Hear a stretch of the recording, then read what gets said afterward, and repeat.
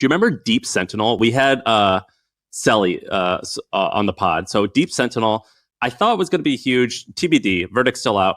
And it was basically, I like these businesses where people are monitoring things. So let me give you an example. So Deep Sentinel, their tagline is, or I don't know if it's their tagline, but the guy said it on the pod. He goes, Ring is a great way to watch your shit get stolen. Which is how it typically works at Ring. Like something like I've had a bike get stolen before, and I'm like, oh, let me look at the Ring. Yep, there's the guy who did it. It is in fact stolen. And so Deep Sentinel is different because it's these it's cameras similar to Ring, but there's someone on the other end watching the cameras, and they'll call the police. There's this other thing called Harbor. So Harbor.co, it's basically that, but for baby monitors. And I shared the deck with you. Let me know what you think. But basically, have you ever heard of like sleep training? So basically, when your kid gets to be like 3 or 4 months old and they start crying, sometimes you got to let them cry it out a little bit in order to like, figure out what's real and what's not real. And eventually they quit whining and they go back to sleep.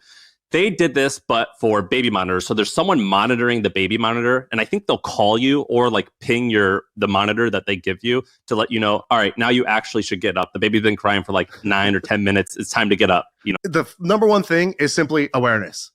Like a lot of things in life that aren't happening because you haven't actually put your focus on it, right? The laser beam that's in your brain is pointed elsewhere, and you haven't actually brought your awareness to the situation at hand, and you're not bringing your awareness to it regularly enough. As a startup, Sam, I'm sure you used to do the same thing. I used to put like every day when I would come into the office, I'd draw a giant 0 on the whiteboard. It's like, that's how many paying customers I have. And, I was like, I don't need a dashboard. I will write this number here every day of how many paying customers I have. And I would write 0 every day because I had to look at that. I had to bring my awareness to the fact that I currently have 0 paying customers, because otherwise it was very easy to get distracted by a whole bunch of random tasks. But if I started with, well, my main goal is to hit, this many paying customers, and I currently have 0. If I start my day with that awareness, then I'm likely to take actions that are in line with changing that number to be what I want. So I think awareness is actually like massively underrated, both in diet, but really any goal you have in life. I think everything is downstream of first bringing a bunch of awareness to the thing. No, but I have an idea for you real quick.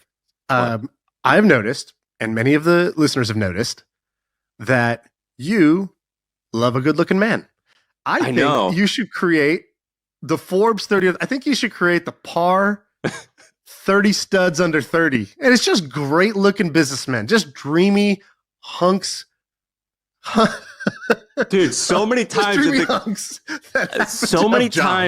people in the comments, they think I'm gay, or they'll comment on how I comment on people's calves. I wonder why, dude. You're like, I Googled this guy shirtless. That was my research. For the record, I'm not gay, but I can appreciate when someone's really handsome. So sue me.